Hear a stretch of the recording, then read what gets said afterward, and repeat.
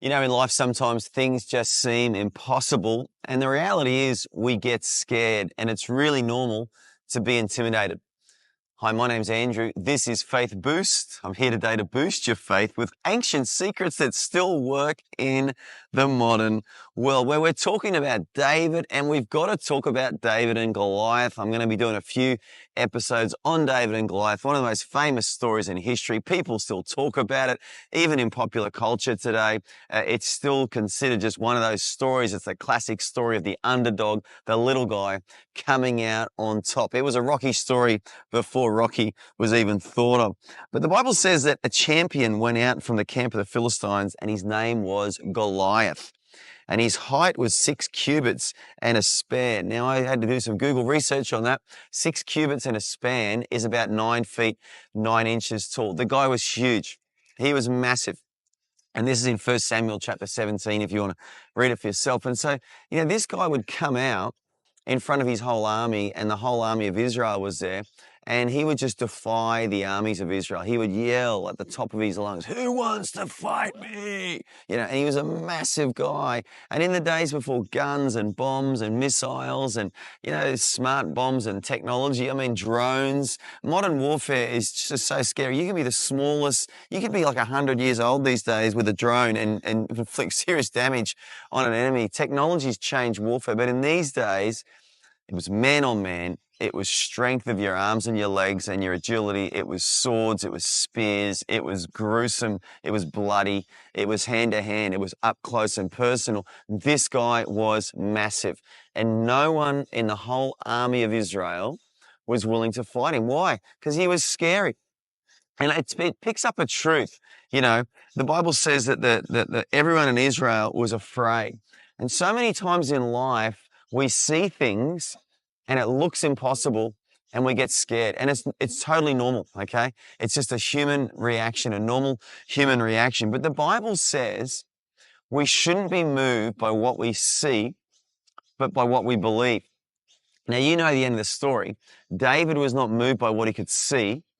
He was moved by what he believed. And, David was probably the smallest guy on the side of the Israelites that day. He was a kid. He was a teenager, maybe 14, 15, maybe 16 years old. He wasn't a man. And we're talking about a grown man here, 9 foot, 9 inches tall. So Paul says it like this in 2 Corinthians 5:7. He says, we walk by faith and not by sight. And so many times in life, you've got to learn to walk by faith and not by sight. Because by sight, Goliath was like enough to make you give up, enough to make you stop, enough to make you think, you know what, I can't go on. I can't do this anymore. This is actually impossible.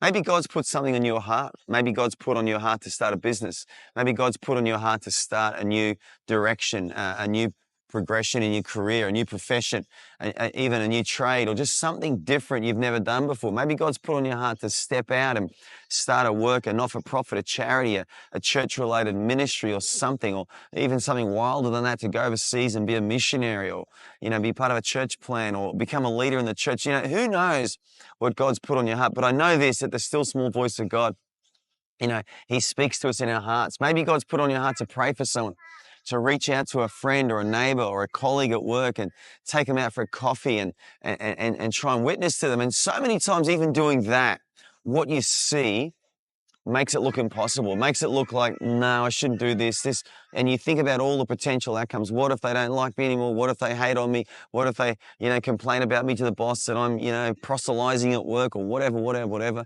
remember years ago, I took a guy out for lunch at work. And he was sharing his heart with me, telling me secrets about girls and stuff, and, girls in the office that he liked, and he was really opening up to me. And I remember I listened, and I finally said, well, I want to tell you a secret too. And he said, what is it? I said, I'm praying for you. He goes, what? He goes, what does that mean? I said, I'm praying for you to become a Christian. And he looked at me and he said, please don't do that. Please don't do that. And he left. And, by sight, it wasn't looking good. But later on, that guy became a Christian. He received Jesus into his heart. Why is that? Because we don't walk by sight. We walk by faith. I want to encourage you today. Don't walk by what you see. Walk by what you believe.